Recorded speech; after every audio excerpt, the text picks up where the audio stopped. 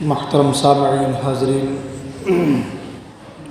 السلام علیکم ورحمۃ اللہ تعالی وبرکاتہ۔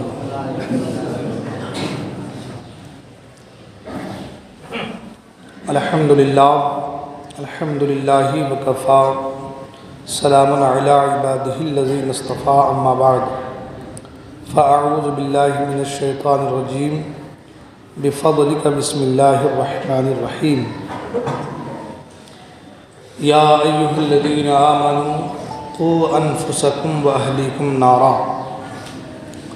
آمنت باللہ، صدق اللہ المولانا العلی العظیم، وصدق رسولہ النبی الامین الامی المکین المتین المبین الرؤوف الرحیم الکریم۔ درود پاک پڑھیں۔ اللہم صلی علی سیدنا مولانا محمد معدن الجود والکرم وآلہ وآلہ وسلم، صلی علیہ الصلاۃ والسلام علیہ یا رسول اللہ صلی اللہ تعالی علیہ وسلم۔ نعت سرور کونین صلی اللہ تعالی وسلم کے دو تین اشعار پیش کرنے کے ساتھ حاصل کر رہا ہوں۔ توجہ کا طالب ہوں، توجہ کے ساتھ سماعت فرمائیں۔ مدینے کے والی، دو عالم کے داتا، مدینے کے والی، دو عالم کے داتا، میری بھی نظر سوئے طیبہ لگی ہے، مدینے کے والی، دو عالم کے داتا، میری بھی نظر سوئے طیبہ لگی ہے، میں محتاج ہوں ایک نگاہ کرم کا، میں محتاج ہوں ایک نگاہ کرم کا، تمہارے کرم پہ میری زندگی ہے، مدینے کے والی، دو عالم کے داتا۔ اور یہاں سے شیخ حضرات، تمہارے ہی ٹکڑوں پہ میرا گزارا، تمہارے ہی دربار کا ہوں میں منگتا، تمہارے ہی دربار کا ہوں میں منگتا، جو تم سے نہ مانگوں تو پھر کس سے مانگوں، جو تم سے نہ مانگوں تو پھر کس سے مانگوں، تمہارا تو سارا گھرانہ سخی ہے، مدینے کے والی، دو عالم کے داتا، اور ہے وادی عباب خالد کی رحمت، مسلم ہے بیت المقدس کی عظمت، مسلم ہے بیت المقدس کی عظمت، مگر قلب مضطر کو ہے جس کی حاجت، مگر قلب مضطر کو ہے جس کی حاجت، وہ سلطان طیبہ تمہاری گلی ہے، مدینے کے والی، دو عالم کے داتا۔ اور ہر ایک عاشق کی تمنا اور خواہش، یہاں رہ کے جینا ہے مرنے سے بدتر، وہاں جا کے مرنا ہے جینے سے بہتر، وہاں جا کے مرنا ہے جینے سے بہتر، میسر جو ہو ان کے قدموں میں رہ کر، میسر جو ہو ان کے قدموں میں رہ کر، وہی زندگی اصل میں زندگی ہے، مدینے کے والی دو عالم کے داتا، اور فقیری کا مجھ میں نہیں ہے سلیقہ، نہ آتا ہے کچھ مانگنے کا طریقہ، نہ آتا ہے کچھ مانگنے کا طریقہ، جو تجھ سے نہ مانگوں تو پھر کس سے مانگوں، تمہارے کرم پر میری زندگی ہے، مدینے کے والی دو عالم کے داتا۔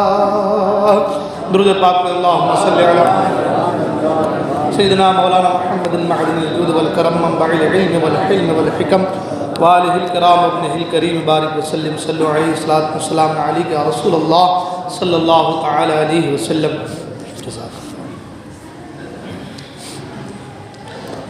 حضرات محترم، اللہ تبارک و تعالیٰ کا کروڑہا احسان ہے کہ اللہ تبارک و تعالیٰ نے ہم کو اور آپ کو یہ دن دکھایا کہ آج ہم اور آپ جمعہ مقدس کے اس مقدس اور پیارے لمحات میں اللہ کے حضور حاضر آئے ہیں۔ اللہ تبارک و تعالیٰ ہم تمام کو نماز جمعہ صحیح طریقے سے ادا کرنے کی اور ساتھ ہی ساتھ جو عبادات میں اخلاص و خشوع و خضوع ہے اسی طریقے سے عبادت کرنے کی توفیق عطا فرمائے اور ہماری دعا کو اپنی بارگاہ میں قبول فرمائے۔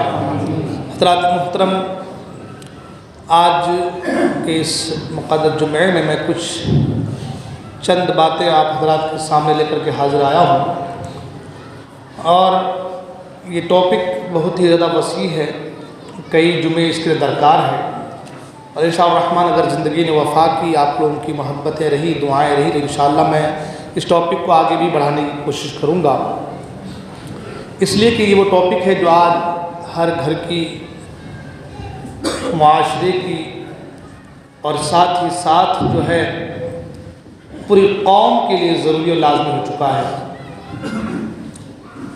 وہ ٹاپک ہے تربیت اولاد کے حوالے سے۔ آج ہم اور آپ ماں باپ کے حوالے سنتے آئے ہیں، ماں باپ کی اہمیت، ماں باپ کا مرتبہ، مقام، بے شک ان کے مقام مرتبے کے کیا کہنے، لیکن ساتھ ہی ساتھ اولاد کے بھی کچھ حقوق ماں باپ پر ہوتے ہیں،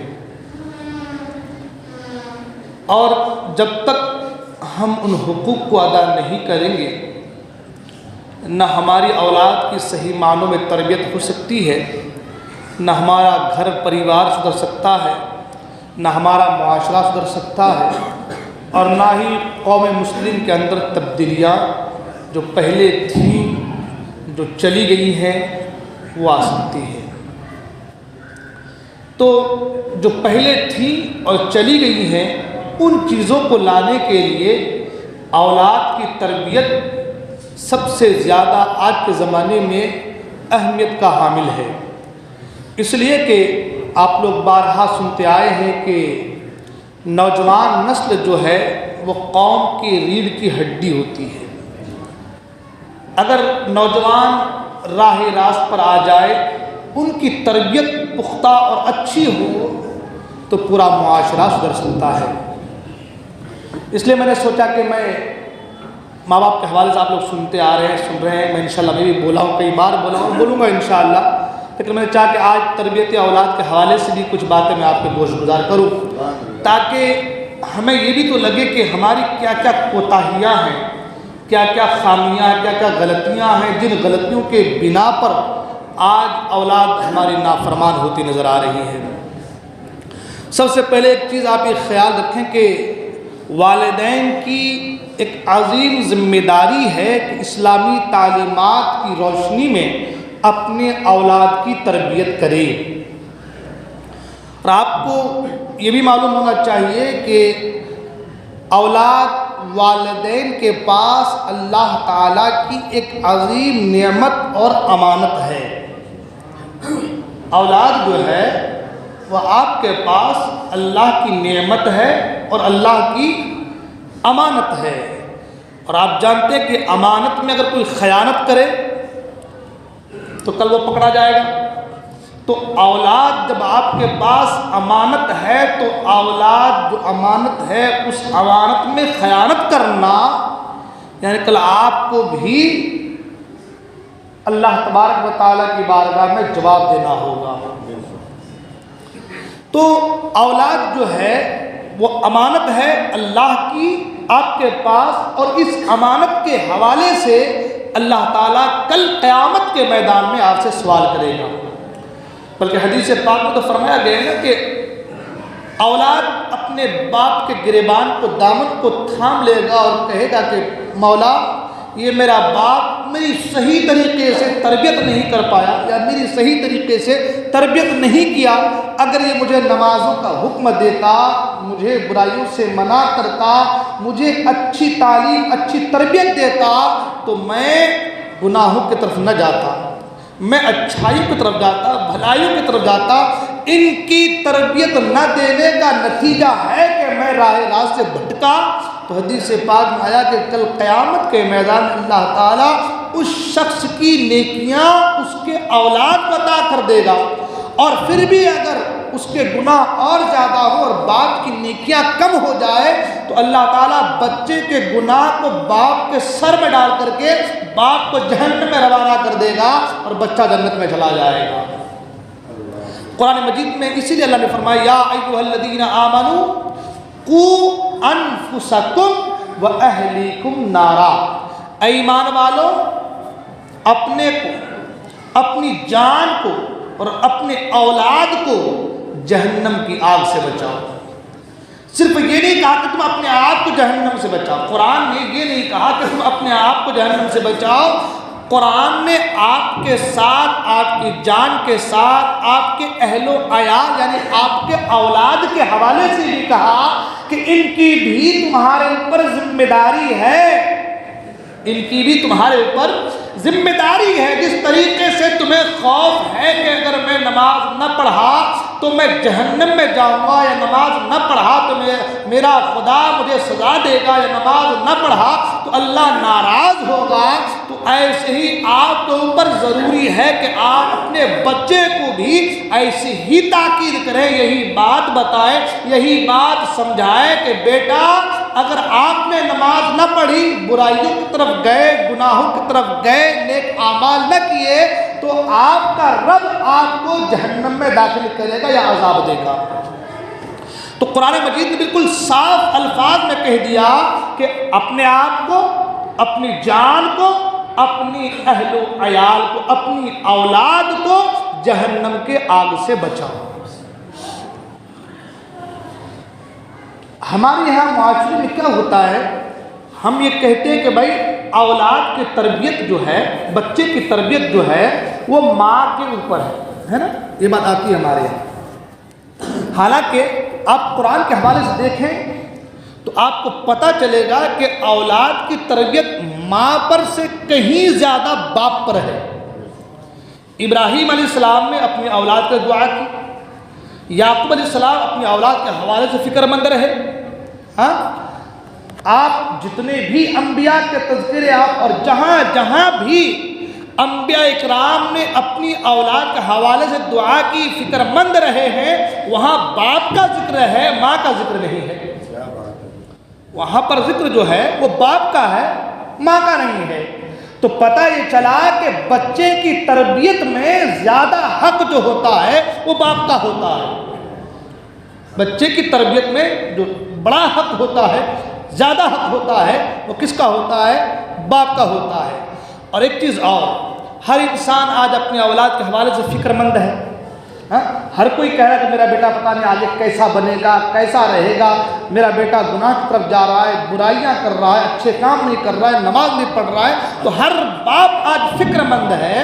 تو یہ فکر مند ہونا اپنے بچے کے حوالے سے یہ اللہ کے نیک بندوں کا طریقہ رہا ہے.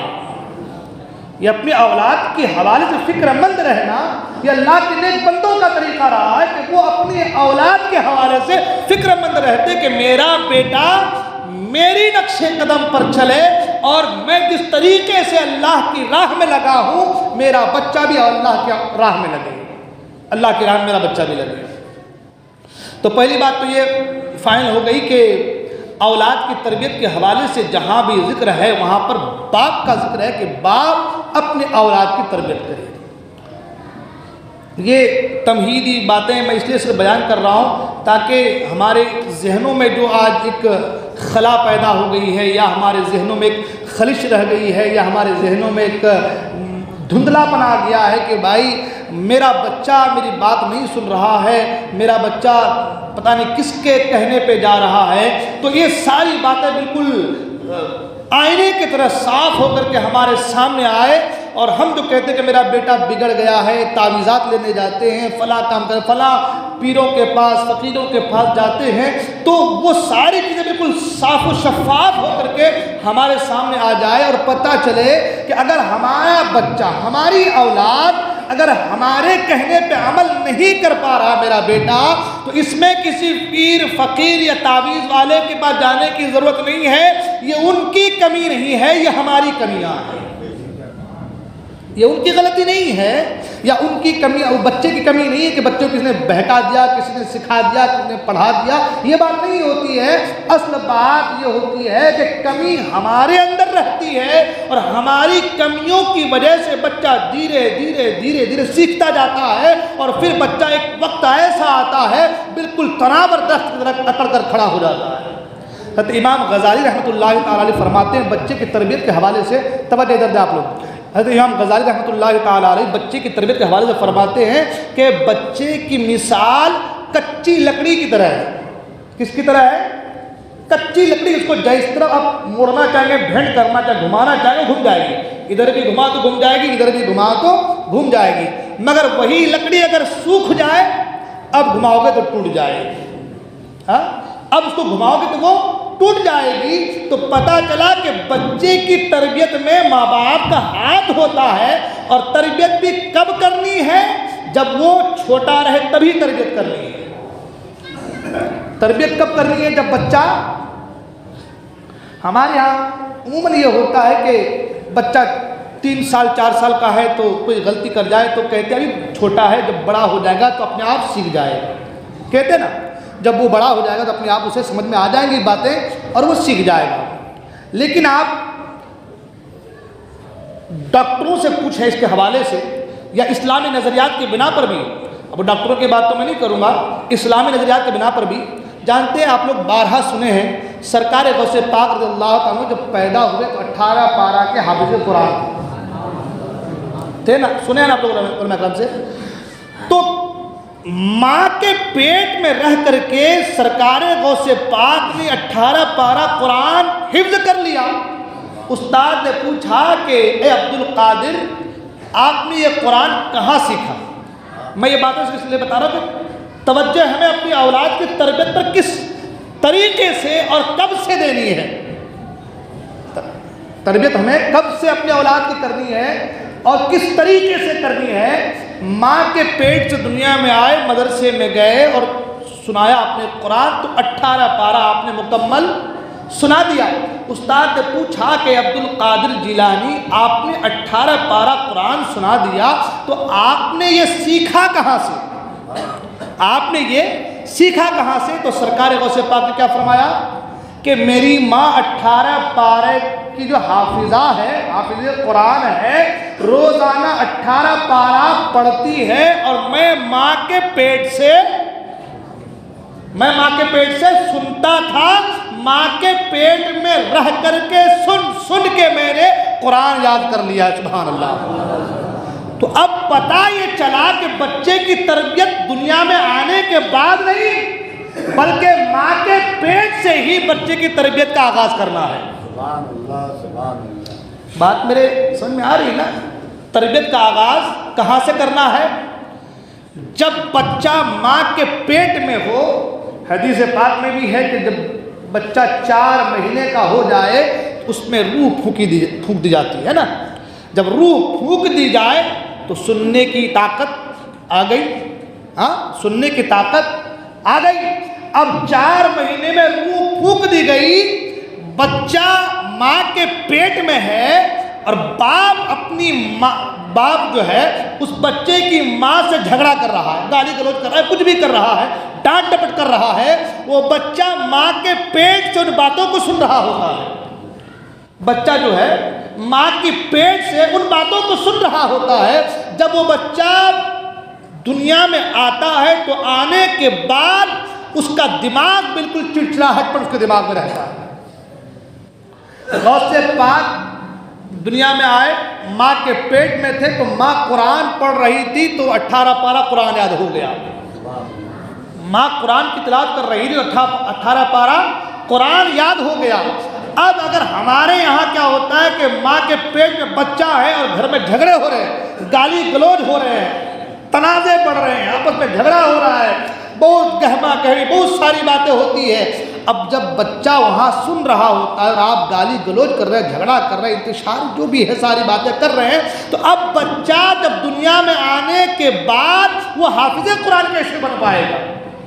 ہاں وہ دنیا میں آنے کے بعد جو ہے ماں کے پیٹ سے حافظ قرآن بن کر کیسے آئے گا؟ ہاں اگر آپ چاہتے ہیں کہ آپ کا بیٹا دنیا میں آنے کے بعد آپ ہی کے بتائے اصولوں پر چلے، نقش قدم پر چلے، تو سب سے پہلے آپ کو کرنا یہ ہوگا کہ جب بچہ ماں کے پیٹ میں اس وقت سے ہی ایسی باتیں اپنی بیوی سے کرنی ہے جو باتیں بچہ ماں کے پیٹ میں رہ کر کے سنے اور دنیا میں آنے کے بعد انہی باتوں کو دل لگی اور دل جمعی کے ساتھ رہے۔ یہی وجہ ہے آقا کریم صلی اللہ علیہ وسلم نے فرمایا کہ تم اپنے بچوں کو 3 باتیں بتاؤ، 3 چیزیں سکھاؤ اپنے بچوں کو۔ آقا کریم نے فرمایا کتنی باتیں؟ 3 چیزیں سکھاؤ۔ نمبر 1 پر آقا نے فرمایا، نمبر 1 اپنے نبی کی محبت سکھاؤ، اپنے نبی کی محبت سکھاؤ۔ یہ کون؟ سرکار اقدس صلی اللہ علیہ وسلم نے فرمایا کہ 3 باتیں، اس میں سے پہلی بات یہ ہے کہ اپنے نبی کی محبت سکھاؤ۔ ہمارے یہاں کیا ہوتا ہے، بچہ تھوڑا سا رو رہا ہے تو موبائل دے دیتے ہیں، ہے نا؟ ماں کچھ کام کر رہی ہے، موبائل دے دیا، ٹی وی لگا دیا۔ اب جب بچپن سے ہی آپ اپنے بچے کو ٹی وی کا عادی بنا رہے ہیں، موبائل کا عادی بنا رہے ہیں، اور 5 سال کے بعد آپ نے اس کو جو ہے انگلش میڈیم اسکول میں ڈالا، اور ڈالنے کے بعد کہا کہ بیٹا اب موبائل نہیں دیکھنا، تمہیں ہوم ورک کرنا ہے، اسکول کا پڑھنا ہے، مدرسے کا پڑھنا ہے، آپ کتنی ہی اس پر زور زبردستی کر لیں وہ بچہ بھلے ہی پڑھے گا مگر موبائل ضرور دیکھے گا۔ اس لیے کہ میں نے پہلے کہا امام غزالی رحمۃ اللہ تعالی علیہ فرماتے ہیں کہ بچے کی مثال کچی لکڑی کی طرح ہے، اسے جس طرف آپ موڑو گے گھماؤ گے وہ گھوم جائے گی لکڑی، مگر سوکھ جائے اب موڑو گے تو ٹوٹ جائے گی۔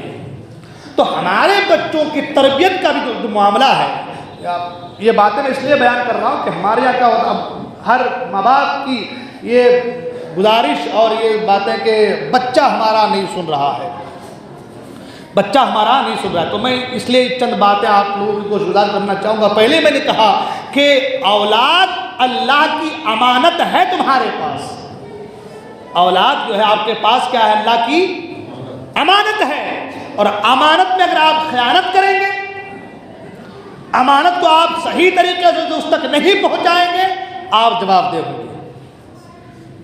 حدیث پاک میں ہے نا کہ جو اپنی 4 بیٹیوں کو پروان چڑھائے، اچھی تعلیم دے، اس کے بعد جو ہے اچھی جگہ اس کا نکاح کرا دے، جنت واجب ہے اس کے اوپر۔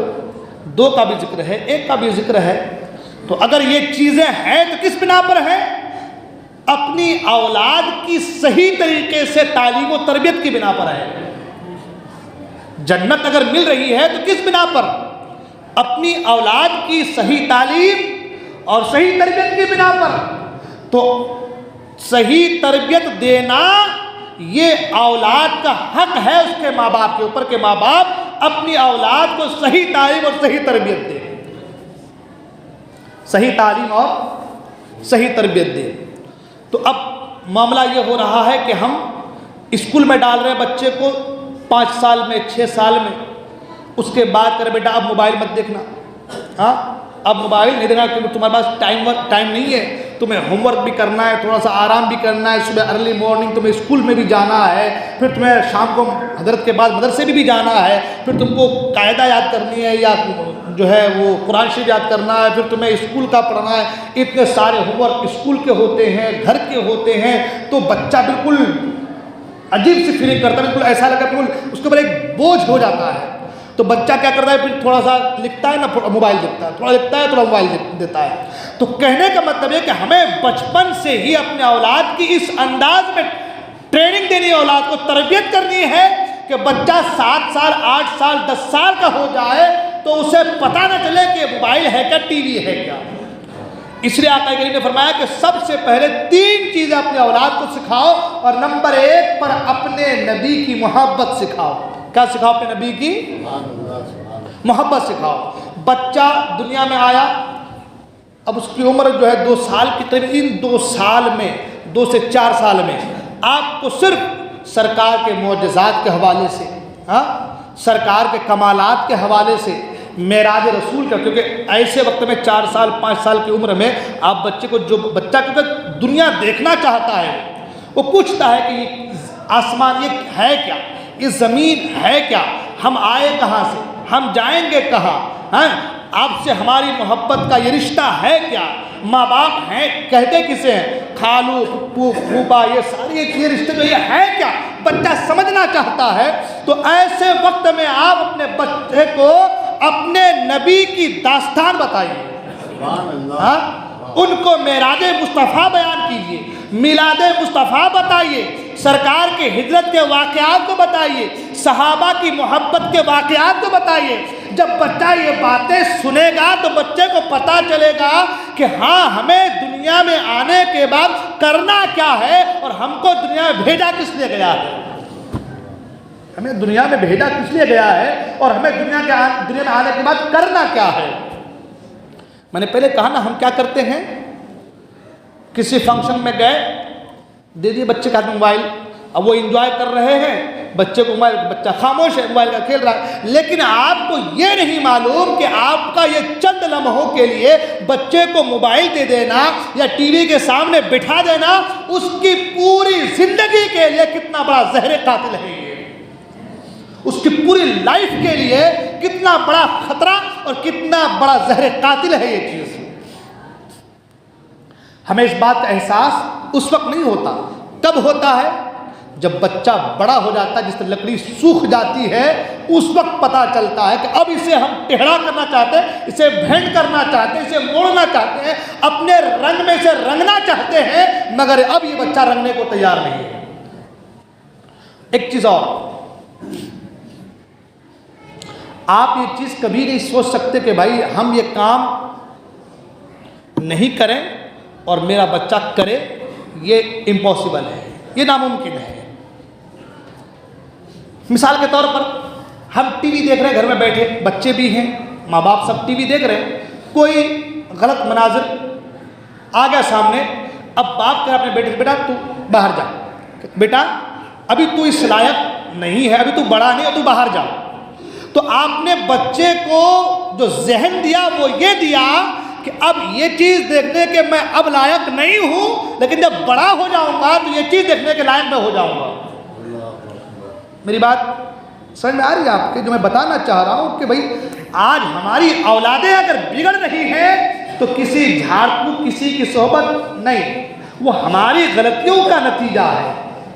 صحبت دوسرے کی تو بعد میں لگتی ہے نا، پہلے رنگ تو اپنے ماں باپ کا چڑھتا ہے، رنگ تو کس کا چڑھتا ہے؟ اپنے ماں باپ کا۔ میں نے پہلے ہی کہا کہ ماں سے زیادہ رنگ باپ کا، اس لیے قرآن مجید میں جہاں بھی ذکر ہے اولاد کی تربیت کے حوالے سے، وہاں ماں کا نہیں باپ کا ذکر ہے، وہاں ماں کا نہیں باپ کا ذکر ہے کہ باپ اپنے اولاد کی تربیت کرے۔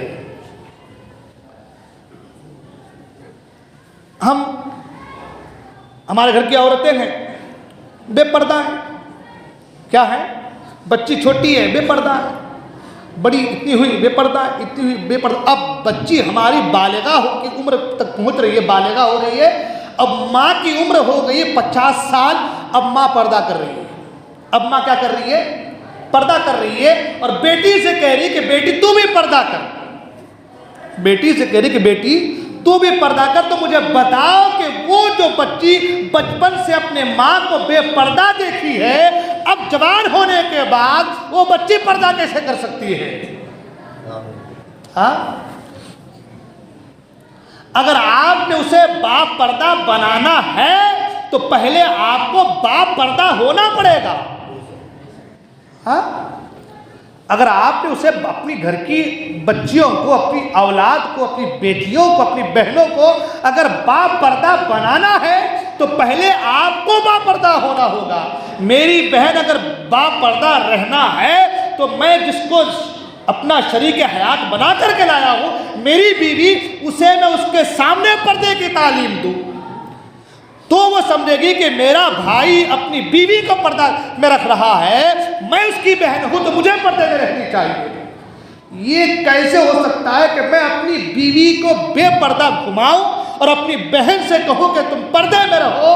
کیا یہ ممکن ہے؟ ہاں؟ کیا یہ پوسیبل ہے؟ کیا یہ ہو سکتا ہے؟ باپ گھر میں بیٹھ کر کے ٹی وی دیکھ کر بیٹا سے کہ تو باہر جا، تو کیا یہ پوسیبل ہے؟ یہ ممکن ہے؟ آپ باہر گئے، وہ آ کے ٹی وی کھولے گا، دیکھے گا کہ اس میں ہے کیا، یہ چیز ہے کیا جس کے سامنے گھنٹوں میرا باپ بیٹھا رہتا ہے، یہ چیز ہے کیا؟ اس کے ذہن میں تجسس خلص تو آئے گی نا، ایک بات تو آئے گی نا۔ اگر آپ چاہتے ہیں کہ آپ کا بیٹا نیک بنے، اچھا بنے، بہتر بنے، تو پہلے آپ کو نیک بننا ہے، پہلے آپ کو بہتر بننا ہے، پہلے آپ کو اچھا بننا ہے۔ اگر آج آپ کے بہو اور آپ کے بیٹے میں جھگڑا ہو رہا ہے، یہ چیزیں اگر سیکھا ہے آپ کے بیٹے نے تو آپ ہی کے کردار سے سیکھا ہے، کسی غیر کے کردار سے نہیں سیکھا ہے۔ اور یہی وجہ ہے کہ اولاد کی تربیت میں جو سب سے پہلا پوائنٹ ہوتا ہے، جو سب سے پہلا پوائنٹ ہوتا ہے وہ یہ ہوتا ہے کہ اپنی اولاد کے سامنے کبھی جھوٹ نہ بولا جائے۔ ہمارے یہاں کیا ہوتا ہے، کوئی آیا دروازے پہ، ہم بچے سے کہتے بیٹا جا کے بول دو کہ میرا ابا گھر پہ نہیں ہے، ہو رہا ہے کہ نہیں ہو رہا ہے؟ ہاں؟ جا کے ان کو بول دو کہ ابا گھر پہ نہیں ہے۔ اب جب آپ نے یہ کہا تو اس بچے کے ذہن میں ایک بات آئی کہ اگر میرے پاس بھی کوئی ایسا معاملہ آ جائے تو میں بھی کسی سے کہہ سکتا ہوں کہ ان سے کہہ دو کہ میں گھر پہ نہیں ہوں۔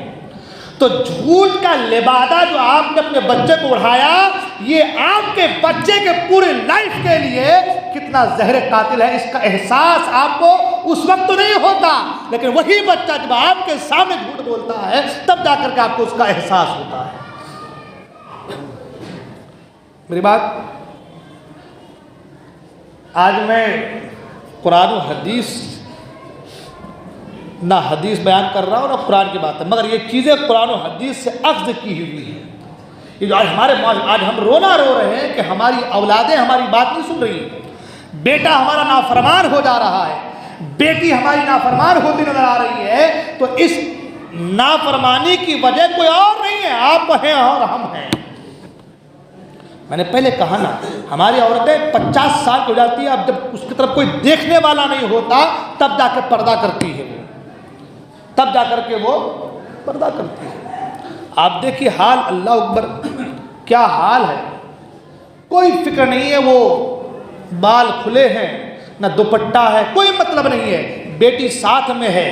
اب آپ بتائیں مجھے کہ آپ کے بال کھلے ہیں، سر پہ دوپٹہ نہیں، اور آپ بیٹی سے کہے کہ بیٹی بالوں کو چھپا لے، سر پہ دوپٹہ ڈال لے یا اسکارف پہن لے، تو بیٹی تو کہے گی نا کہ امی آپ نہیں کر رہی، کہ مجھے اس بات کی تلقین کر رہی۔ ہاں، آپ بے نمازی ہوں اور بیٹے سے کہیں کہ بیٹا جا نماز پڑھ لے، اللہ راضی ہوگا، تو بیٹا نہیں کہے کہ باپ سے کہ آپ تو جھوٹ بول رہے ہیں، اگر اللہ کو راضی کرنے کا ذریعہ نماز ہے تو آپ کیوں بیٹھے ہیں، آپ نماز کیوں نہیں پڑھ رہے ہیں؟ ہاں، تو آج اگر ہماری اولادیں بہک رہی ہیں، بگڑ رہی ہیں، آج اگر ہماری اولادیں راستہ بدل رہی ہے، تو اس کے ذمہ دار کوئی اور نہیں، ہم ہیں۔ ذمہ دار کوئی اور نہیں، ہم ہیں۔ میں نے شاید اقصی نگر میں کہا تھا اس تعلق سے، کئی ہزار لڑکیاں آج دھرم چینج کر رہی نا، سنے نا آپ لوگ نا، ہاں، بھاگ جا رہی ہے مسلمان لڑکیاں۔ اللہ، تاریخ 1450 سال سے اگر اب تک، ابھی کی تاریخ کو نہیں جوڑ رہا ہوں میں، جب سے یہ سلسلہ شروع ہوا اس سے پہلے تک، ایسا مجھے کوئی ایک ایسی بات بتا دے کہ جس میں اسلام کے ماننے والی، اسلام کے دامن میں آنے والی شہزادیاں کسی غیر کے ساتھ فرار ہو گئی۔ کیوں؟ اس لیے کہ ماں باپ نے اپنی بیٹی کو سلیقہ اور تعلیم دیا تھا۔ خود سرکار غوث پاک کی والدہ کے حوالے سے ہے نا کہ آپ کے نانا جان نے آپ کے ابا سے کہا تھا، پاؤں کی لنگڑی ہے، ہاتھ کی لنجی ہے، آنکھوں سے اندھی ہے، کان کی بہری ہے، زبان کی گونگی ہے۔ کیوں کہا تھا کہ میری بیٹی نے آج تک کسی غیر کو نہیں دیکھا، اور نہ کسی غیر نے آج تک میری بیٹی کو دیکھا ہے۔ میری بیٹی کا پاؤں کبھی کسی غیر کام کی طرف، غیر شرعی کام کی طرف نہیں اٹھا ہے، نہ کسی غلط کام کی طرف میری بیٹی کا ہاتھ بڑھا۔ تربیت کیسی تھی؟ ہاں، اولاد کی تربیت کیسی تھی؟ زندگی کے 20 سال 25 سال گزر چکے ہیں، مگر کسی غیر نے آج تک سر کے بالوں کو نہیں دیکھا ہے، کسی غیر شرعی کاموں کی طرف اپنے قدم کو نہیں بڑھایا ہے۔ اور جب ایسی تربیت ہوتی تھی تو پھر ماں باپ جب ملتے تھے تو پھر وقت کا غوث پیدا ہوتا تھا، وقت کا غوث پیدا ہوتا تھا۔ ہاں، آپ صحابہ کرام کی زندگی کو دیکھ لیں تو آپ کو معلوم چلے گا۔ وہ ایک واقعہ بھی اس کے حوالے سے ہے کہ ماں باپ تشویش میں تھے کہ رشتہ کریں نہ کریں، مگر بیٹی پردے سے کہہ رہی کہ ابا جان یہ غریب ہے تو کیا ہوا، اس کے دل میں عشق مصطفیٰ ہے، میں اس سے نکاح کرنے کو تیار ہوں۔ یہ تربیت کا ہی نتیجہ تھا، یہ تربیت کا ہی نتیجہ تھا۔ آج ہماری تربیت یہ ہو گئی ہے کہ رشتے غریب کے آ رہے ہیں، مگر نہیں، بچہ لڑکا جو آ رہا ہے اپ ٹو ڈیٹ ہونا چاہیے، وہ بالکل نوکری سے ہونا چاہیے، اس کے پاس ہزاروں کے لاکھوں کے مال و متاع ہونا چاہیے، وہ کروڑ پتی ہونا چاہیے، تاکہ میری بیٹی کو دنیا کی تمام آشائشیں دے سکے۔ مگر آپ یہ نہیں جانتے، وہ دنیا کی آشائشیں تو ہو سکتا ہے کہ دے لے، مگر آخرت کی آشائشیں نہیں دے سکتا۔ آخرت کا آرام وہی دے سکتا ہے جو اللہ اس کے رسول کے فرامین پر عمل کر کے اپنی زندگی گزار رہا ہے۔ اور یہ زندگی، یہ دنیاوی زندگی 50-60 سال کی ہے، 70 سال کی، 80 سال کی، 100 سال کی، ہاں مان لیں 100 سال کی ہے، مگر وہ زمانہ، اللہ اکبر، وہ زمانہ عالم برزخ کا کتنے سال تک رہنا پڑے گا وہ خدا ہی جانے۔ پھر قیامت کے میدان جب آپ جائیں گے تو ایک دن 50,000 سال کے برابر ہوگا۔ اللہ کی بات میں کھڑا ہونا پڑے گا، ایسے رہنا پڑے گا۔ مولا جب تک حکم نہیں ہو سکتا حکم نہیں ہوگا، اور جب تک سوال نہ پوچھے جائیں گے مجال نہیں ہے کہ کوئی اپنے قدم کو وہاں سے ہٹا لے۔ آپ اس زندگی کا، اپنی بیٹی کی زندگی سکھ کے بارے سوچ رہے ہیں، لیکن آخرت کے سکھ اور چین کے بارے میں نہیں سوچ رہے ہیں۔ حضرت فاطمہ آئی تھی سرکار کی بارگاہ میں، ابا جان مجھے بھی ایک نوکر دے دیجئے، آئی تھی نا، سنیں آپ علماء کرام سے، آئی تھی ابا جان مجھے بھی ایک نوکر دے دیجئے. اللہ کے رسول نے نوکر نہیں دیا. اللہ کے رسول نے سب کو نوکر دیا مگر اپنی بیٹی کو خادم نوکر نہیں دیا, اور کہا کہ میری بیٹی فاطمہ جا یہ 4 چیزیں لے کر کے جا, اللہ کا ذکر کرتا رہے, یہ کہیں زیادہ نوکروں سے بہتر ہے. اللہ اکبر کی تسبیح دی تھی, سبحان اللہ کی تسبیح, الحمدللہ کی تسبیح دی تھی. ہاں اپنی بیٹی کو یہ دے کر کے یہ پیغام دیا, یہ چند دن کی آشائشیں کچھ نہیں ہے, جو یہاں پر محنت کر لے گا آخرت میں آرام ہی آرام سے گزارے گا اپنی زندگی کو. حضور حافظ ملت نے فرمایا نا, زمین کے اوپر کام زمین کے نیچے آرام, یہاں کام کریں گے تو وہاں آرام سے رہیں گے, اور جو یہاں پر آرام کرنے کی ٹھان لیا کہ بھائی ہم گپے لڑائیں گے, نمازوں کو چھوڑ دیں گے, برائیوں کی طرف جائیں گے, اولاد کی تربیت نہیں ہو پا رہی ہے, ناچ گانا ڈھول تاشے ڈیجے باجے گاجے میں اور جو ہے لہو و لعب میں اور خرافات میں, ایک دوسرے کی منافقت میں, ایک دوسرے کے پیچھے لگنے میں, بغض و حسد میں رہ کر کے جو سوچے کہ زندگی گزار دوں, تو یہ 60 سال 70 سال 100 سال کی زندگی تو یوں گزر جائے گی, لیکن اس 50,000 سال کے بارے میں کیا کرو گے؟ اللہ. تو کہنے کا مطلب یہ ہے, ابھی میں نے صرف یہ تمہیدی جملے کچھ بیان کیے, تربیت اولاد کے حوالے انشاءاللہ میں اس کو آگے کنٹینیو کرنے کی کوشش کروں گا. لیکن ایک بات اتنی ضرور کہ اولاد کی تربیت یہ اللہ کی امانت ہے آپ کے پاس. آپ کا بچہ اگر رات کو 12 بجے گھر آ رہا ہے تو ذمہ دار آپ ہیں. آپ کا بچہ اگر ڈی جے میں ڈانس کر رہا ہے تو ذمہ دار آپ ہیں. آپ کا بچہ اگر نماز نہیں پڑھ رہا ہے ذمہ دار آپ ہیں. آپ کا بچہ اگر غلط کام کر رہا ہے تو ذمہ دار آپ ہیں. آپ کہیں مولانا کیسی باتیں کر رہے ہیں آپ, نماز نہیں پڑھ رہا ہے تو میں ذمہ دار, ڈی جے میں ڈانس کر رہا ہے تو میں ذمہ دار, برائی کی طرف جا رہا ہے میں نے کہا ہاں بالکل. تاریخ پڑھ کر کے دیکھ لیں, جب جب ماں باپ نے اولاد کی تربیت کی ہے وہ اولاد وقت کا, دنیا کا, اسلام کا ایک چمکتا ہیرا بنتا نظر آیا ہے. تربیت اگر اولاد کی صحیح ہو تو اولاد کبھی بھی اپنے ماں باپ کے کہنے اور قول و فعل سے کبھی تضاد نہیں کر سکتا, کبھی بھی دور نہیں بھاگ سکتا. اور تربیت میں نے پہلے کہا, تربیت یہ نہیں کہ بیٹا تو کر, پہلے آپ کریں تب جا کے یہ تربیت ہوگی. پہلے آپ نمازوں کی پابندی کریں, پہلے آپ جھوٹ سے بچیں, پہلے آپ برائی سے اپنے آپ کو بچائیں. آج لوگ نہ جانے عشق میں کسی کے کیا کیا کرتے نظر آ رہے ہیں. کوئی مندر میں جا رہا ہے تو کوئی ڈی جے میں ڈانس کر رہا ہے تو کوئی لڑکیوں کے ساتھ ڈانس کر رہا ہے. یہ پیسوں کا کھیل ہے. لیکن میرے دوست چند دن کی زندگی ہے, چند دن کی زندگی ہے. جب سانس روح قبض سے ان سری سے پرواز کر جائے گی نا, حدیث پاک میں ہے جب قبر میں جائیں گے نا, ادھر کی پستیاں ادھر کی پستیاں آپس میں سے مل جائیں گی. جب قبر آپ کو ڈھینچے گا, دبائے گا, اس وقت نہ باپ کام آئے گا نہ ماں کام آئے گا, کوئی کام نہیں آئے گا. آپ کے اعمال کام آئیں گے, اور جب اعمال ہی صحیح نہیں کیا آپ نے تو وہ کیسے کام آئے گے؟ ہاں اس لیے باتیں بڑی لمبی ہو گئی, انشاءاللہ پھر اگلے جمعہ کو میں کوشش کروں گا کہ اپنی اولاد کو صحیح تربیت دیں. یہ آپ کے ہمارے بچے یہ اسلام کے جو ہے, دین کے جو ہے, معاشرے کے جو ہے وہ ریڑھ کی ہڈی ہیں. انہیں آپ صحیح تربیت صحیح تعلیم دیں گے تو یہ دین کے لیے کام کریں گے, اسلام کے لیے کام کریں گے. یہ کبھی کسی بڑوں کے سامنے بے ادبی سے بات نہیں کریں گے اور نہ آپ کے سامنے زبان درازی کریں گے. یہ آپ ہی کی تربیت کا نتیجہ ہوگا. لہذا اپنے بچوں کو صحیح تعلیم دیں, صحیح تربیت دیں, دین کی باتیں بتائیں. میں نے کہا 3 چیزیں انشاءاللہ اگلے جمعہ کو بیان کروں گا میں. سرکار نے فرمایا 3 چیز اپنے بچوں کو سکھاؤ. نمبر 1 پر نبی کی محبت, تو اپنے بچوں کو نبی کی محبت کی تعلیم دیجیے. نبی کی محبت کی گھٹی ان کے دل و دماغ میں اتار دیجیے. اگر یہ نبی سے محبت کریں گے تو انشاءاللہ زندگی اور آخرت دونوں ہی بہتر ہوتی نظر آئیں گی. اللہ تبارک و تعالیٰ کی بارگاہ میں دعا ہے, اللہ تعالیٰ ہم تمام کہنے سننے عمل کرنے کی توفیق عطا فرمائے. اپنے حبیب سے ہمارے گناہوں کو معاف فرمائے. بولنے کو غلطی میں توبہ کرتا ہوں. استغفر اللہ ربی من کل ذنب واتوب الیہ. لا الہ الا اللہ محمد رسول اللہ صلی اللہ علیہ وسلم. السلام علیکم و رحمۃ اللہ وبرکاتہ.